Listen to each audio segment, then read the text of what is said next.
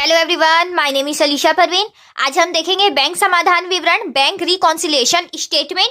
जैसे कि हमने पहले वीडियो में देखा था कि पासबुक और हमारे रोकड़ बही में जब अंतर दिखता है तो हम बैंक समाधान विवरण बनाते हैं। तो आज उसका हम आगे देखते हैं। तो आगे हमारा है ऐसे व्यवहार जिन्हें पासबुक में लिखा गया है किंतु रोकड़ बही में नहीं लिखा गया। हम कुछ ऐसी व्यवहार है जिसे हम पासबुक में तो लिख दिए लेकिन रोकड़ बही में नहीं लिखे हैं, तो उसके कारण से भी हमारे रोकड़ बही और पासबुक में अंतर दिखता है, तो उसको हम देखेंगे।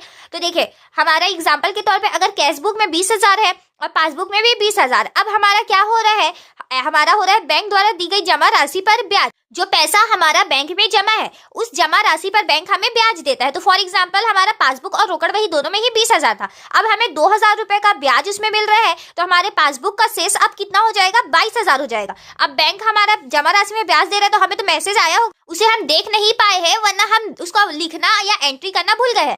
तो उस कंडीशन में हमारे पासबुक में और कैश बुक में दोनों में अमाउंट का अंतर दिखेगा। वैसे ही हमारा नेक्स्ट पॉइंट है बैंक द्वारा लगाया गया अधिविकर्ष पर ब्याज या बैंक व्यय या तथा कमीशन। तो हम जैसे कि अधिविकर्ष पर ब्याज जानते हैं कि अधिविकर्ष वो होता है जब हमारी जमा राशि से अधिक राशि बैंक से हमें पैसा निकालने की अनुमति मिलती है, तो उसे अधिविकर्ष कहते हैं। ये एक तरीके का हमारे लिए दायित्व होता है।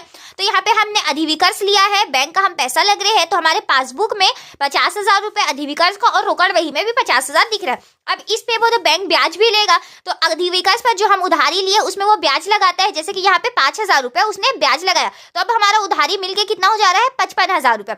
इस पे ब्याज लगाया, हमें मैसेज वगैरह आया लेकिन हम उसे देख नहीं पाए हैं, तो उस कंडीशन में हमारे कैशबुक में 50,000 ही अभी तक दायित्व का दिखेगा और पासबुक में हमारा 55,000 दिख रहा है। तो इस कंडीशन में भी हमारे कैशबुक और पासबुक के अमाउंट में अंतर दिखेगा। तो चलिए इसी के साथ नेक्स्ट पॉइंट देखते हैं। नेक्स्ट पॉइंट हमारा है बैंक द्वारा वसूली गई प्रतिभूतियों की ब्याज राशि या लाभांश आदि। जैसे कि हम कहीं पे शेयर वगैरह खरीदते हैं तो उसमें से हमें जो लाभांश मिलता है वो हमारे बैंक में ही जाके जमा हो जाता है। तो यहाँ पे फॉर एग्जाम्पल हम मानते हैं हमारे कैशबुक में 30,000 और पासबुक में भी 30,000 था, अब हमारे बैंक में डायरेक्ट लाभांश का पैसा आके जुड़ जा रहा है, वो कि 3,000 रुपए था। तो हमारा पासबुक में अमाउंट अब कितना दिख रहा होगा, 33,000 रुपए। हमें मैसेज वगैरह आया, हम उसे देख नहीं पाए या उसे हम देख के एंट्री करना भूल गए, तो उस कंडीशन में हमारे पासबुक में बढ़ा हुआ दिखेगा पैसा और रोकड़ बही में जितना है उतना ही दिखेगा। तो हमारा इसमें भी अमाउंट का अंतर दिखता है।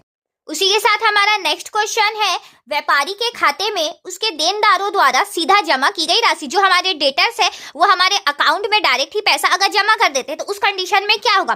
तो जैसे कि यहाँ पे हमारे एग्जांपल के तौर पे कैश बुक में हमारा 60,000 और पासबुक में भी हमारा 60,000 है, वो हमारे अकाउंट में 2,000 डायरेक्ट जमा कर रहे, तो हमारे पासबुक में ये बढ़ के 62,000 62,000 दिखेगा, लेकिन हमें मैसेज आया हम देख नहीं पाए हैं, तो उस कंडीशन में क्या हो जाएगा, हमारे रोकड़ बही में जितना है उतना ही दिखेगा और हमारे पासबुक में बढ़ा हुआ दिखेगा। तो इस